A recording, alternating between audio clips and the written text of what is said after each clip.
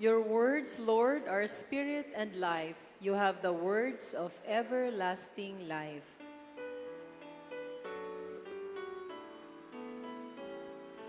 Glory to you, Word of God, Lord Jesus Christ. My dear sisters and brothers, the Lord be with you. And with your spirit. A reading from the Holy Gospel according to Luke. Glory to you, O Lord. Jesus said to his disciples, "Be merciful just as your Father is merciful. Stop judging and you will not be judged. Stop condemning and you will not be condemned. Forgive and you will be forgiven. Give and gifts will be given to you. A good measure, packed together, shaken down, and overflowing, will be poured into your lap. For the measure with which you measure will in return be measured out to you." My dear sisters and brothers, the Gospel of the Lord. Praise to you, Lord Jesus Christ. Please be seated for a while. Again, my dear friends, good afternoon. Good afternoon, Father. If you remember, in 2016, we had celebrated the Jubilee Year of Mercy. Ang sabi natin that year is merciful like the Father. Yun po yung theme ng Jubilee Year noong 2016. Merciful like the Father. Hindi lang siya basta catchphrase, kung hindi ito yung ating life commitment for us to be merciful like our Father. And I think that is what Lent is all about. Kapag sinasabi natin Kwaresma, it is a journey, not only of disciplining ourselves and our bodies, but it is a journey towards the Father so that we could also become more like the Father. Kaya sa ating gospel today, Jesus told the disciples, "Be merciful just as your Father is merciful." That is what Jesus said. Be merciful just as your Father is merciful. I think we could understand better this gospel if we would remember also the gospel last week. Ito yung version naman ni St. Luke, wherein St. Luke had said, "Be perfect just as your heavenly Father is perfect." Yung po yung other version of our gospel for today. Kung kay St. Luke today in our gospel, he used the word merciful. Kay St. Matthew, he used the word perfect. No, because yung the mercy is the perfection of love. We cannot say that we love someone unless we are merciful to that person. And we cannot say also that we are already perfect unless we are ready to show mercy to one another. Kaya ito daw dalawang ito, yung mercy at goodness, are always connected. Konektado yung dalawang bagay na yan. And today, when we look at our gospel, I think we also have to ask ourselves, can we really be merciful to one another just like the Father? Can we also love one another just like how the Father loves us? Kasi let us be realistic about this. It is always a struggle for us to be merciful. It is always a struggle for us to love one another just like what we receive from the Father. But today, when we look at the preaching of Jesus, there are two concrete things that we have to remember if we want to be merciful like the Father.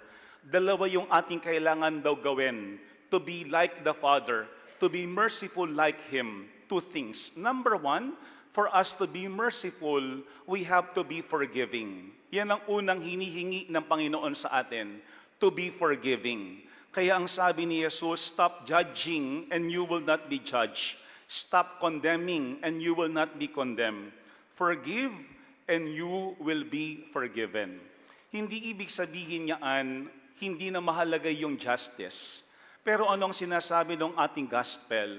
For us to deal with one another, we have to put aside first our prejudices. No? Kasi baka may mga pakakataon, wala pa yung judgment about the other person. We already had put the person in a box. That's why we cannot accept that person. And even if the other person is proven that he or she is not guilty, Baka sa ating mga puso, we find it very difficult to forgive that person.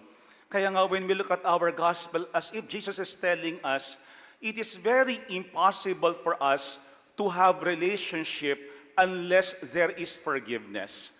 Walang mabubuong relasyon kapag tayo ay hindi nakapagpapatawad. No? Walang mabubuong pamilya kapag walang handang magpatawad.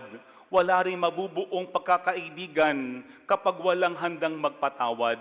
Because that is also what we receive from God based on our first reading. If you notice, sa book of the prophet Daniel, twice yung word na shamefaced was mentioned. Parang sinasabi ni Prophet Daniel, Panginoon, wala kaming mukhang ihaharap sa iyo. Why? Because we all know with all honesty that we all sin before the Lord. Lahat tayo nagkakasala sa Panginoong Diyos. Wala sino man sa atin ang walang kasalanan. Pero look at what Daniel said in our first reading. But yours, O Lord our God, are compassion and forgiveness. Parang sinasabi ni Prophet Daniel, we have to admit that we are all sinful. And yet the Lord had shown compassion to us. And yet the Lord had forgiven us. Yan ang unang paalaala sa atin. For us to be merciful, we have to be forgiving. Kasi hindi pwedeng tayo, sinasabi natin, ay maawain, pero hindi naman tayo handang magpatawad sa ating kapwa. Kasi ito yung ating tinatanggap sa Panginoon araw-araw, yung kanyang kapatawaran, even if we know we are undeserving of it.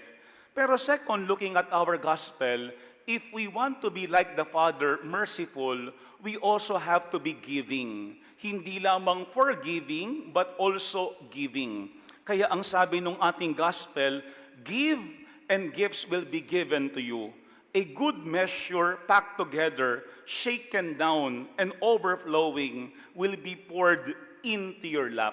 Siguro maganda din ating tignan, how do we give? Paano ba tayo magbigay? Usually, yung ating giving is dependent on the other person, on the one who will receive. Kaya kapag gustong-gusto natin yung isang tao, marami tayong ibinibigay. Kapag ayaw na ayaw natin sa isang tao, kahit kapiranggot, pinagkakait natin. Pero when we look at how God gives, it's not dependent on us. It's always dependent on Him, on His goodness and on His love. Kaya nga kahit napakasama natin, kahit at times we are ungrateful to God, still, God is generous to each one of us. Mabuti pa rin ang Panginoon sa atin. Kaya nga, if you remember our gospel last week, ano ang sinasabi doon? Pinapasikat ng Panginoon ang araw sa lahat ng uri ng tao, mabuti man o masama. Binibigyan niya ng ulan ang lahat, tapat man o hindi sa Kanya. Why? Because the goodness of God, the giving of God is not dependent on us, on the recipients, but on God, the giver Himself. Ito yung pangalawang ating tignan.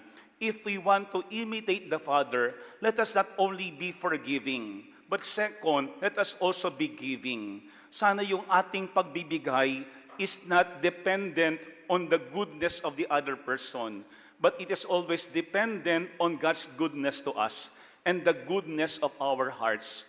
Alam po nyo, si Saint Faustina, meron siyang magandang sinabi about this.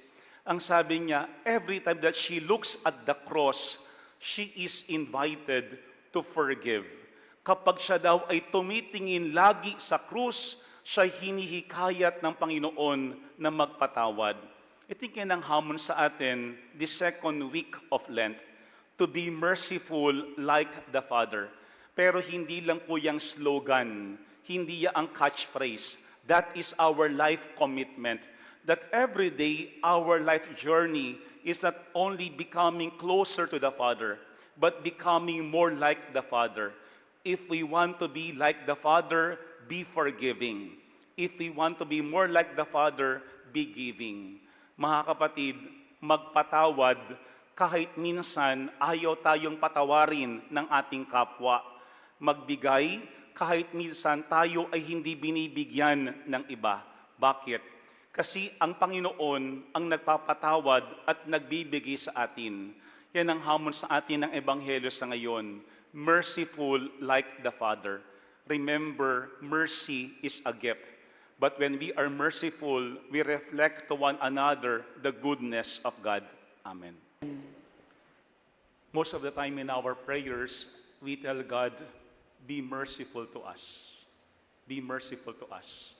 I think that is already given, that the Lord will always show mercy to us because of His love and goodness.